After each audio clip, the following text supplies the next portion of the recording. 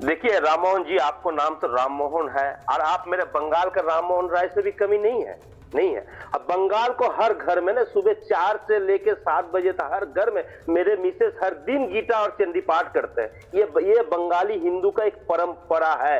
ये 450 साल पुराने से मेरे घर में ये होते जा रहा है। तो हम दिखवा के लिए गीता पाठ करने के लिए नहीं जाते, कोई राजनीतिक मंच के लिए नहीं।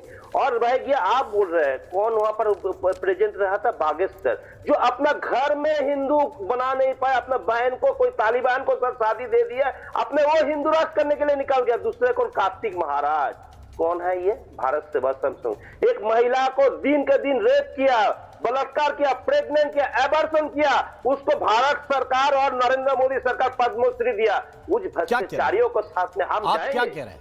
उस मंच में जाएंगे, कितने मंच में जाएंगे?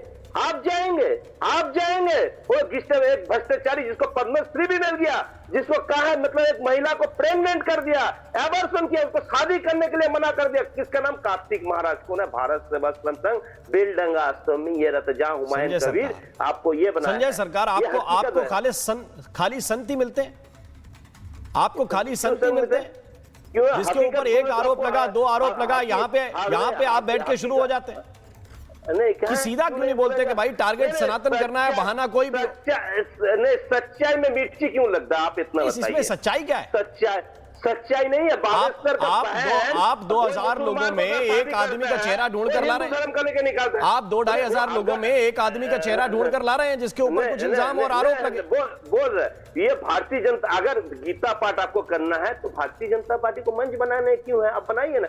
50,000 आदमी भी नहीं हो, आप बोल रहे 5 लाख आदमी हो गया। आप गिना है, एक आदमी तो गिने हुआ है, 1 2 3 4 5 6 7 8 9 क्या आपने गिना है? कोई नहीं। जब एक आदमी को आंखों का कोई इलाज हो सकता है क्या? भारत संजय सरकार, आंखों का कोई इलाज हो सकता है क्या? अब देखिए जरा, मैं आपको फुटेज भी दिखा रहा हूं, आपको 50,000 लोग दिख रहे हैं।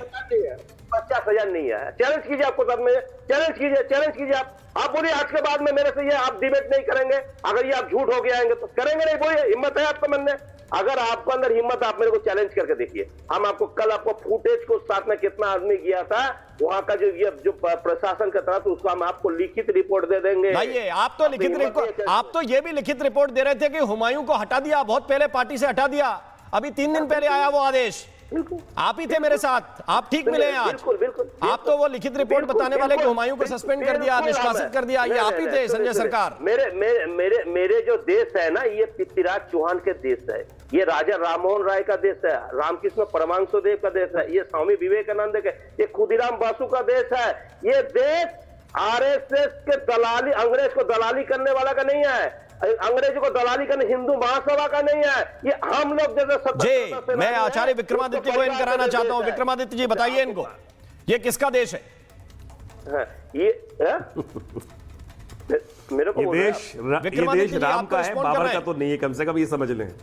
ये देश राम का है, बाबर का तो नहीं है। जो इसका निर्माण कर रहे हैं ये वही देश है जिसके अंदर ममता जी को राम के, जय श्री राम के नारे से एलर्जी हो जाती है। जवान खिंचवाने की बात करते हैं, पूरे देश ने, पूरे विश्व ने वो वीडियो देखा था। कौन चिखा राम, जय श्री राम, जवान याद है?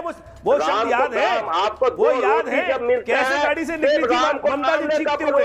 आज वही बाबरी का निर्माण कर रही है, वही बाबर के लिए साथ में आगे खड़ी है। पूरा देश देख रहा है ये देश राम का है, बाबर का नहीं है, बाबर का नहीं है।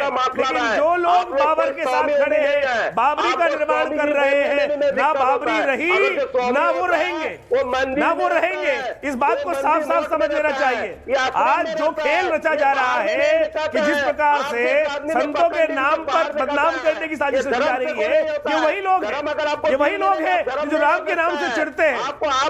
संजय सरकार सुन तो लीजिए, चिढ़ने वाले लोग राम के नाम सरकार सुन तो लीजिए। आपको अरे मुझे बताइए, बाबर के साथ जाके क्यों खड़े हो गए?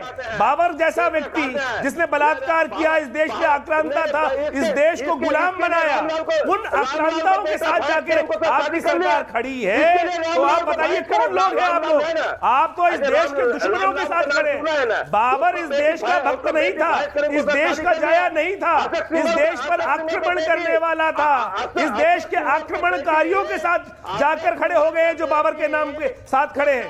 बाबर के नाम पे जो मस्जिद बना रहे हैं वो उस देश के स्वतंत्रता के खिलाफ है, उस देश की गुलामी के साथ है, उस देश की गुलामी की मानसिकता रखने वाले लोग हैं। बेटी को मुसलमान से शादी कर ली है, आडवाणी जी को बेटी को अरे कहां से आई रिपोर्ट, कौन सी रिपोर्ट आई? लाइए, मैं कह रहा हूं इनके खिलाफ डिफेमेशन का केस होना चाहिए, इनके खिलाफ डिफेमेशन का केस होना चाहिए। अरे भाई, धीरेन्द्र शास्त्री जी ने हजारों मुसलमानों की घर वापसी करा दी है। अब देखिए आप दोनों लोग बोलते रहेंगे तो कोई किसी को सुन नहीं पाएगा। मुझे लगता है कि किसी एक व्यक्ति को खामोशी के साथ सुनना चाहिए, दूसरा बोलेगा संजय सरकार आप अपनी बारी में पर्याप्त बोल चुके हैं, मुझे लगता है कि अब थोड़ा मुझे आगे बढ़ना चाहिए। मुमताज आलम रिजवी को मैं इन कराता हूं, फिर मैं विक्रमादित्य जी आपके पास वापस आऊंगा।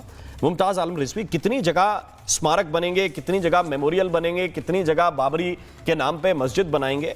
अब तो ऐलान पे ऐलान पे ऐलान हुए जा रहे हैं और फिर ये भी कहते हैं कि भाई हमने तो सुप्रीम कोर्ट का फैसला मान लिया था, हमने कोई विवाद पैदा नहीं किया। ये कैसी बात है?